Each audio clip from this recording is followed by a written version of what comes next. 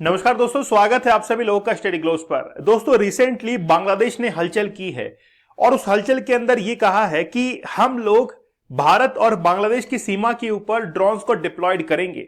मैं सबसे पहले आपको यूक्रेन की याद दिलाना चाहूंगा कि यूक्रेन ने जिस समय रशिया के ऊपर अटैक किया था उस समय बहुत सारे जो यूरोपियन कंट्रीज थे उन्होंने कहा था और अमेरिका ने यह कहा था कि नेताजी तुम संघर्ष करो, हम तुम्हारे साथ में हैं। मतलब तुम रशिया पर जो है अटैक करो और हम लोग तुमको नाटो के अंदर शामिल करेंगे और हमारी मिलिट्री जो है मतलब नाटो ग्रुप जो है वो आएगा और रशिया से लड़ेगा। उसके बाद में क्या हुआ, जैसे ही यूक्रेन अटैक करता है रशिया के ऊपर या फिर मतलब युद्ध जब होता है तो कोई भी यूक्रेन का साथ नहीं देता है और उसके बाद में यूक्रेन अकेला जो है वो पड़ता है। और आज यूक्रेन की हालत आप लोग देख सकते हैं कि किस तरीके से जेलेंस्की अभी हाल ही के अंदर ओवल हाउस के अंदर गए थे और डोनाल्ड ट्रंप और जेलेंस्की के साथ में क्या हुआ, बातचीत के अंदर बहुत गर्मा गर्मी हुई है। लेकिन आज हम लोग यूक्रेन की बात क्यों कर रहे हैं, वो इसलिए कर रहे हैं क्योंकि यूक्रेन जो है, जैसी यूक्रेन की हालत हुई है वैसे ही बांग्लादेश की हालत आज जो है वो होने वाली है। बांग्लादेश को इस्लामिक कंट्रीज, खासतौर पर पाकिस्तान, मालदीव्स, ये कंट्रीज ऐसे कह रही हैं कि आप जो है वो इंडिया के ऊपर अटैक करो, हम तुम्हारे साथ में हैं। और इस पूरी कहानी का रचयिता जो है वो है अमेरिका। अमेरिका ने जिस तरीके से मोहम्मद यूनुस को बांग्लादेश की गद्दी के ऊपर बैठाया है, क्योंकि जो शेख हसीना पहले से वहां पर प्रधानमंत्री बनी हुई थी, अमेरिका ने एक प्रपोजल दिया था कि हमको एक आइलैंड जो है वो बांग्लादेश का एक चाहिए ताकि वहां पर हम लोग अपनी डिफेंस फोर्सेस को तैनात कर सके। लेकिन शेख हसीना ने इनकार कर दिया था। इससे अमेरिका बड़ा नाखुश था और वहां पर सरकार जो है पूरी तरीके से बदल दी और मोहम्मद यूनुस को वहां पर बैठाया। मोहम्मद यूनुस आज अमेरिका से और पाकिस्तान से इतने इन्फ्लुएंस हैं कि पाकिस्तान की आर्मी आज बांग्लादेश के अंदर जाती है, वहां पर मिलिट्री एक्सरसाइज करती है और खास तौर पर जो भारत की बॉर्डर है वहां पर भी सर्विलांस वो करती है। तो यहां पर न्यूज आप लोग देख सकते हैं कि बांग्लादेश के अंदर हाल ही में एक टर्किश जो ड्रोन है इसको डिप्लॉयड किया गया है, जिसका नाम है बयाक्तार। तो ये जो ड्रोन है इसको नियर बॉर्डर पर तैनात किया गया है। ये जो ड्रोन है ज्यादा कैपेसिटी वाला नहीं है, लेकिन बात यह है कि आखिरकार अमेरिका के साथ में जब इतने अच्छे रिलेशन हैं तो फिर अमेरिका का जो नीपर है उसको आखिरकार बांग्लादेश के अंदर क्यों नहीं भेजा गया। तो अमेरिका का जो नीपर है उसका नहीं भेजने का कारण यह है कि इससे 6 गुना ज्यादा कीमत का, ये तो $5.5 बिलियन का है, इससे ज्यादा 6 गुना ज्यादा जो है वो नीपर है जो कि अमेरिका का ड्रोन है। इसलिए अमेरिका की बांग्लादेश की परचेसिंग पावर जो है वो इतनी नहीं है कि वो अमेरिका का ड्रोन खरीद सके, इसलिए उसने सस्ता विमान जो है वो कहां से खरीदा है, टर्की से खरीदा है। दोस्तों, आप लोग हमारे साइंस इन डेप्थ बैच को जरूर ज्वाइन कीजिए, ये बैच बहुत इंपॉर्टेंट है। साइंस कूपन कोड आप लोग को यूज करना है, दोपहर में 1 बजे क्लास है। ये कूपन कोड आप लोग यूज करें तो 80% तक आपको डिस्काउंट मिलेगा और 200 रुपीज के अंदर आप लोग बायोलॉजी, फिजिक्स और केमिस्ट्री को जो है वो कंप्लीट कर पाएंगे। दोस्तों, अगर आप लोगों को एडिक्शन है, अगर आप लोग पोर्नोग्राफी देखते हैं तो मैं डेफिनेटली कह सकता हूं कि आप जीवन में असफल होंगे। आप जीवन में वो कुछ अचीव नहीं कर पाएंगे जो आप करना चाहते हैं, क्योंकि आपका सबकॉन्शियस माइंड कहीं ना कहीं डिस्टर्ब रहता है। इसलिए आप हमारे 75 डेज हार्ड चैलेंज को जरूर एक्सेप्ट कीजिए। 75 चैलेंजेस हमने इसके अंदर दिए हैं ताकि आप लोग इनकी मदद से जीवन में आगे बढ़ सकें और इस एडिक्शन को छोड़ सके। और अच्छे एक अचीवर की यही पहचान है कि वो अपनी बैड हैबिट्स को एज सून एज पॉसिबल जो है वो छोड़ देता है।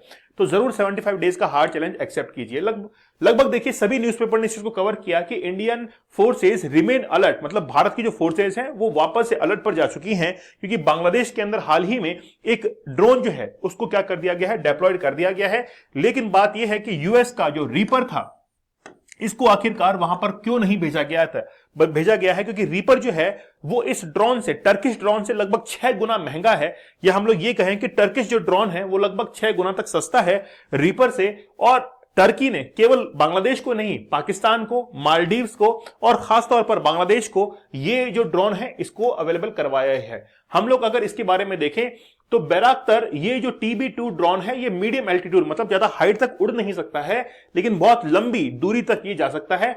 अनमैन्ड कॉम्बैट, मतलब कोई भी इसके अंदर आदमी नहीं होता है, ये रिमोट कंट्रोल्ड होता है और ये व्हीकल जो है ऑटोनोमस फ्लाइट ले सकता है और दूर से बैठे हुए ही, मतलब कोई कंट्रोलिंग स्टेशन होता है वहीं से इसको आसानी से कंट्रोल कर सकते हैं। और टर्किश की एक कंपनी है जिसका नाम है बाइकर मकीना, इस कंपनी के द्वारा ही इस विमान को जो है, इस ड्रोन को बनाया गया है। और ये ड्रोन जो है वो बहुत सारे वेपन्स को भी क्या कर सकता है, अपने साथ में ले आ सकता है। अगर हम लोग भारत और बांग्लादेश की बॉर्डर को देखें तो लगभग 4,500 किलोमीटर की ये बॉर्डर है, जिसमें नॉर्थ ईस्ट स्टेट जो है वो भी टच करते हैं। और खास तौर पर बहुत सेंसिटिव जो इलाका है जहां पर हमारा सिलीगुड़ी कॉरिडोर है, ये भी यहां से टच करता है और वेस्ट बंगाल जो है टच करता है। मतलब पूरे बॉर्डर पर इसने हाल ही के अंदर ये जो टर्किश ड्रोन है इसको तैनात कर दिया है। इससे इंडिया की जो बॉर्डर फोर्सेस है वो काफी जो है वो अलर्ट पर आ चुकी हैं। देखिए दो बिछड़े हुए यार जो है वो यहां पर अब मिलने वाले हैं और ऑलरेडी मिल भी चुके हैं। पाकिस्तान और बांग्लादेश जो कि 1971 से वन के बाद में अब तक नहीं मिल पा रहे थे, इसीलिए आज पाकिस्तान की जो आर्मी है वो पहुंचती है बांग्लादेश के अंदर और बांग्लादेश के अंदर 1971 के बाद में पहली बार पहुंच रही है और वहां पर जाकर ये मिलिट्री एक्सरसाइज भी कंडक्ट करते हैं। तो फरवरी 2025 के अंदर इन्होंने साथ में दोनों ने मिलकर एक मिलिट्री एक्सरसाइज कंडक्ट की और हम लोग ये कह सकते हैं कि पाकिस्तान और बांग्लादेश जो है वो दोनों आज ही एक ही विचारधारा के ऊपर चल रहे हैं। यही नहीं, हाल ही के अंदर पाकिस्तान के बहुत सारे जो ऑफिसर्स थे वो पहुंचे थे रंगपुर के अंदर, जो कि वेस्ट बंगाल के अंदर स्थित है, जिसको सिलीगुड़ी कॉरिडोर कहा जाता है, चिकन नेक भी इसको कहते हैं।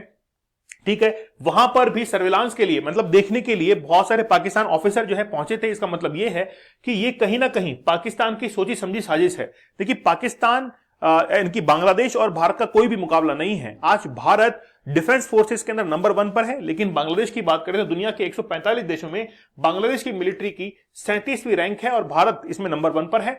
भारत के साथ जंग करने की वो हिम्मत जो है वो नहीं कर सकता है, लेकिन चीन या किसी अन्य इस्लामिक देश ने उसे अगर भड़काया है तो हो सकता है कि भारत के लिए एक परेशानी का सबब वो बन सकता है।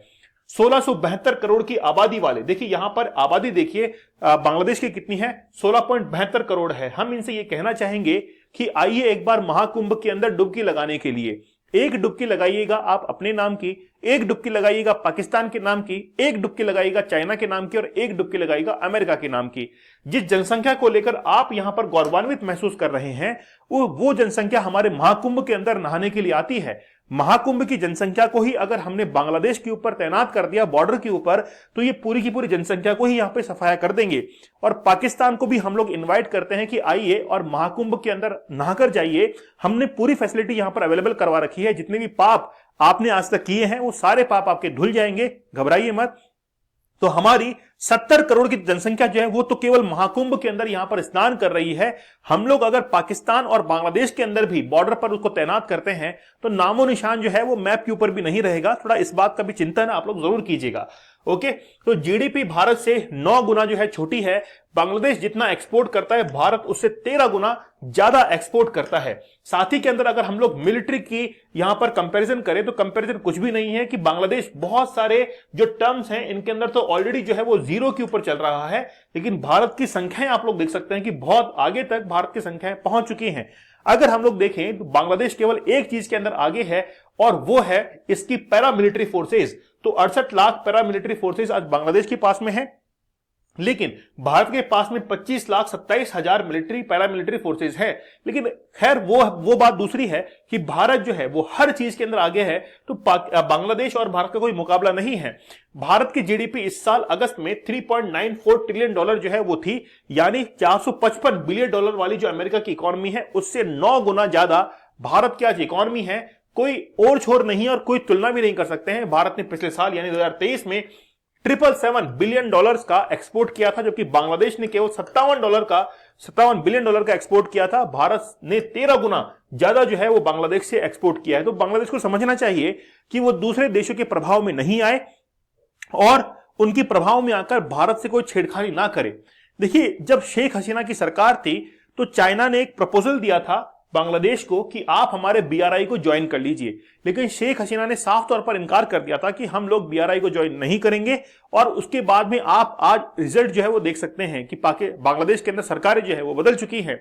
लेकिन मेरा ये मानना है कि अगले 6 महीने या फिर 1 साल रुक जाइए आप लोग। ये जो बांग्लादेश है वो चाइना की बीआरआई को ज्वाइन भी करेगा, साथ में पाकिस्तान की आर्मी भी वहां पर ज्वाइंट एक्सरसाइज जो है वो करती रहेगी और जरूरत पड़ी तो उसका साथ भी देगी। और ये पूरा कराधरा जो है वो किसका है? आज अमेरिका का है। तो अमेरिका के इन्फ्लुएंस के अंदर ही ये सब कुछ हो रहा है, क्योंकि ये जो मोहम्मद यूनुस की सरकार है, मोहम्मद यूनुस को अमेरिका ने कई सारे अवार्ड दिए हुए हैं। और साथ ही के अंदर जब शेख हसीना को कहा गया था कि बांग्लादेश का एक आइलैंड जो है वो अमेरिका को दे दीजिए, तो शेख हसीना ने साफ तौर पर इनकार कर दिया था और वहां पर सरकार जो है पलट दी गई थी अमेरिका के द्वारा। और आज आप लोग देख सकते हैं कि क्या रिजल्ट जो है वो आज बांग्लादेश के अंदर बने हुए हैं। ठीक है दोस्तों, आप लोग हमारे साइंस का बैच जरूर ज्वाइन कीजिए। साइंस कूपन कोड यूज करना है जिससे आप लोग को डिस्काउंट प्राइस में कोर्स मिलेगा और आप लोग 75 डेज का हार्ड चैलेंज भी जरूर एक्सेप्ट कीजिए अपने सब कॉन्शियस माइंड को रीवायर करने के लिए। तो मिलते हैं आप लोगों से अगले सेशन के अंदर, तब तक धन्यवाद, थैंक यू, जय हिंद।